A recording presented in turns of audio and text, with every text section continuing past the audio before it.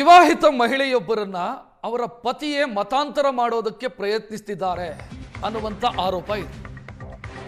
ಪತಿಯೇ ಪತ್ನಿಗೆ ಮತಾಂತರ ಆಗುವಂತ ಕಿರುಕುಳ ಕೊಡ್ತಿದ್ದಾರಂತೆ.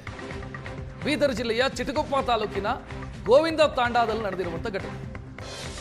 ಭಾರತೀಬಾಯಿ ಅನ್ನುವಂತ ಮಹಿಳೆ ಈ ಆರೋಪವನ್ನು ತಮ್ಮ ಪತಿಯ ಮೇಲೆಯೇ ಮಾಡಿದ್ದಾರೆ. ಸಂತ್ರಸ್ತೆಯ ಪತಿ ಬಲರಾಮ್ ಮತ್ತೆ ಮಾವ ಸೇರಿ 4 ವಿರುದ್ಧ ಅವರು ಕೇಸ್ ಕೊಟ್ಟಿದ್ದಾರೆ. ಈ ಭಾರತೀಬಾಯಿ ಅವರ ಪತಿ ಬಲರಾಮ್ ಆಗಿದ್ದಂತ ವ್ಯಕ್ತಿ ಈಗ ಇಸ್ಲಾಂ ಧರ್ಮಕ್ಕೆ ಕನ್ವರ್ಟ್ ಆಗಿದ್ದಾರೆ, ಮತಾಂತರ ಆಗಿದ್ದಾರೆ. ಈಗ ಇವರಿಗೆ ಮಗುವಾಗಿದೆ. ಭಾರತೀಬಾಯಿಗೂ ಬಲರಾಮಿಗೂ ಮಗುವಾಗಿದೆ.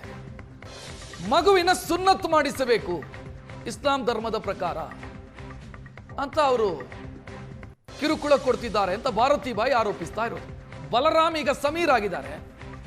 ಸಮೀರ್ ಆಗಿ ಬದಲಾದ ನಂತರ ಈಗ ಮಗುವನ್ನು ಕೂಡ ಇಸ್ಲಾಂ ಧರ್ಮದ ರೀತಿಯಲ್ಲಿ ಮತಾಂತರ ಮಾಡಿಸುವಂತ ಪ್ರಯತ್ನದಲ್ಲಿದ್ದಾರೆ. ಮಗುವಿಗೆ ಸುನ್ನತ್ತಾಗಬೇಕು ಅಂತ ಹೇಳ್ತಿದ್ದಾರೆ.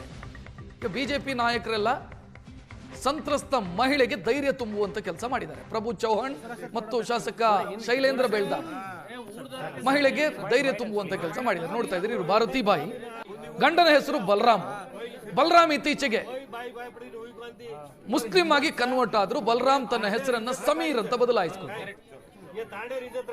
ಈಗ ಅವರ ಮಗು ಇದೆ. ಮಗುವನ್ನು ಕೂಡ ಇಸ್ಲಾಂ ರೀತಿಯಲ್ಲಿ ಬೆಳೆಸಬೇಕು, ಮುಸ್ಲಿಂ ಆಗಬೇಕು ಮಗು ಕೂಡ ಅನ್ನೋ ಪ್ರಯತ್ನವನ್ನು ಮಾಡ್ತಿದ್ದಾರೆ ಅಂತ ಭಾರತೀಬಾಯಿ ಆರೋಪಿಸ್ತಾ ಇರೋದು.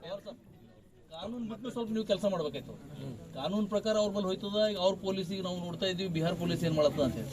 ಹಂಗ ಅವ್ರು ಸುಮ್ಮನೆ ಕುಂತ್ರೆ ಏನ್ ಬಿ ಆಗಲ್ಲ. ಸ್ವಲ್ಪ ನೀವು ಅಲ್ಲಿದ್ದಂತ ಆಫೀಸರ್ಗಳು ನಿಮ್ಮ